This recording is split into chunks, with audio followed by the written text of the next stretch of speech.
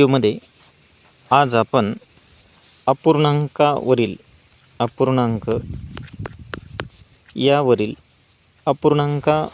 शाब्दिक उदाहरणे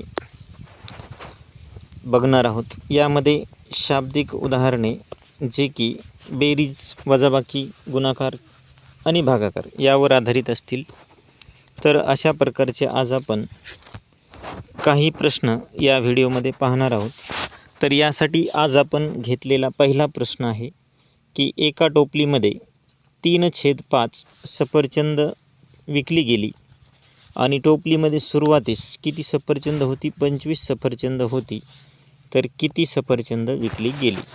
तर आपल्याला 3/5 सफरचंद विकली गेली आणि एकूण सफरचंद किती दिलेली होती? 25। तर अशा पद्धतीने मांडून आपण हे भागाकार करून घेऊ। आता 5 एके 5, 5 5 25, आपले इकडचे 3 उरले आणि हे 5, 5 त्रिक 15। तर असे 15 सफरचंद विकली गेली। अशा पद्धतीने हे प्रश्न आपल्याला सोडवायचे आहेत। यानंतर पुढील प्रश्न आहे की एका रस्त्याचा 3/8 भाग डांबरीकरण झालेला आहे। रस्त्याची एकूण लांबी 16 किमी असल्यास किती भाग डांबरीकरण झालेला आहे? आपल्याला एका रस्त्याचा 3/8 भाग डांबरीकरण झालेला दिलेला आहे। म्हणजे 3/8 हा भाग डांबरीकरण झाला आणि रस्त्याची लांबी आहे 16 किलोमीटर। गुणिले घेऊ, नंतर हा भागाकार करून घेऊ। 8 एक 8, 8 दुणे 16।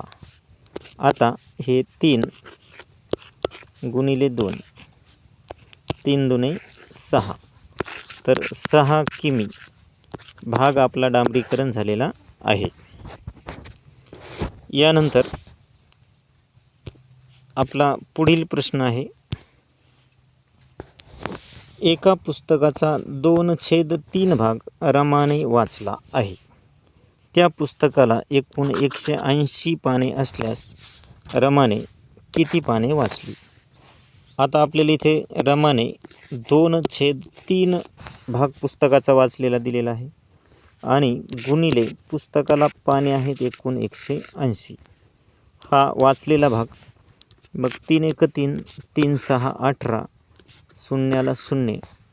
आता हे 2 गुणिले 60 बरोबर 2 6 12 आणि शून्याला 0, 120 पाने तिने वाचली आहेत।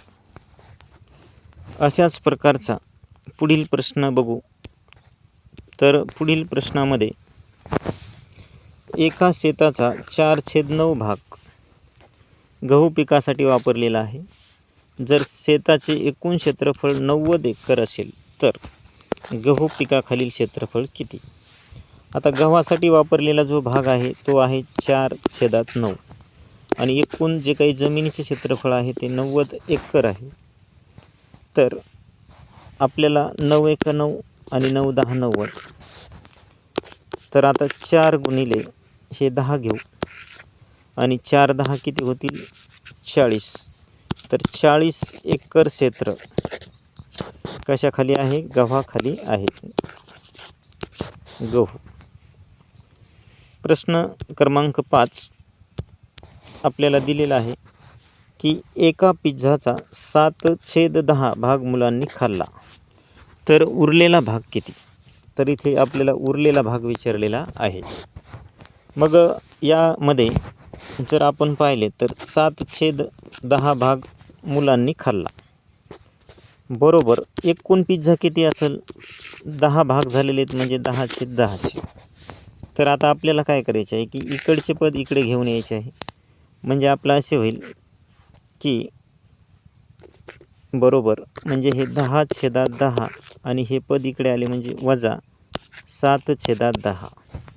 दोन्हीकडे छेद सारखा आहे म्हणून 10 वजा 7/10 बरोबर 10 मधून 7 गेले तर 3/10 भाग काय आहे आपला? शिल्लक आहे। तर 3/10 हे आपलं इथे उत्तर आलेलं आहे।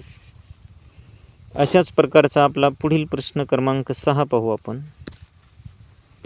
तर प्रश्न क्रमांक 6 मध्ये एका टाकीत 5/6 भाग पाण्याने भरलेला आहे. टाकीची क्षमता 60 लिटर असेल तर टाकीत किती पाणी आहे? आता इथे आपल्याला 5/6 भाग पाण्याने भरलेला आहे आणि टाकीची क्षमता किती आहे? 60 लिटरची आहे. मग 6 × 6 6 × 6 आणि ही शून्याला शून्य, म्हणजेच 5 × 10 बरोबर 5 × 10 50. तर टाकीमध्ये 50 लिटर पाणी आहे.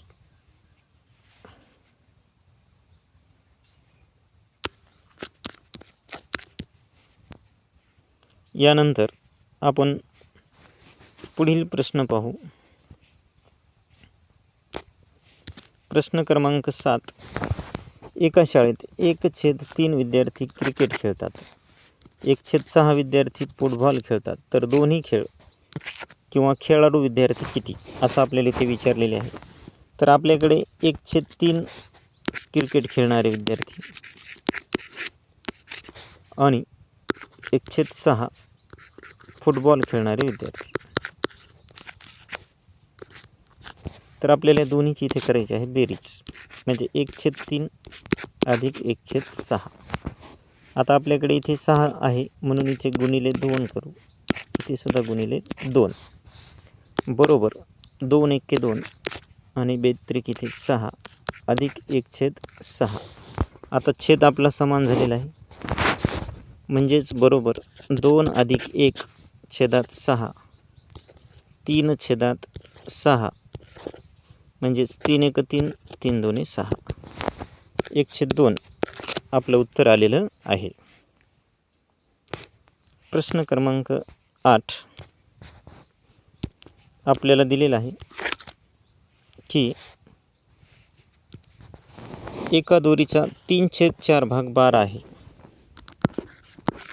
3/4 भाग बरोबर किती दिलेला आहे आपल्याला? 12 आहे. तर दोरीची एकूण लांबी किती, असा प्रश्न आपल्याला इथे विचारलेला आहे. तर आपल्याला इथे असं करावे लागेल की इथे मग 12 × 4/3 इकडचा भाग आपण इकडे नेल्याच्या नंतर तो व्यस्त केला.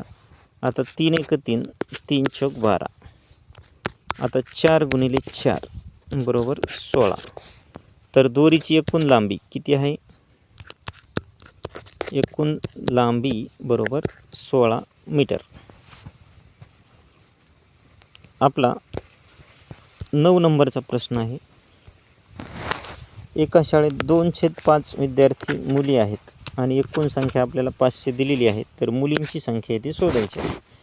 मग 2/5 आपल्याला मुली दिलेल्या आहेत, 2/5 मुली आणि एकूण संख्या गुणिले 500. आता हा भागाकार करून घेऊ. 5 × 5 5 × 5 2 शून्य बरोबर 2 × 100 100 दुने 200 मुली तेथे आहेत.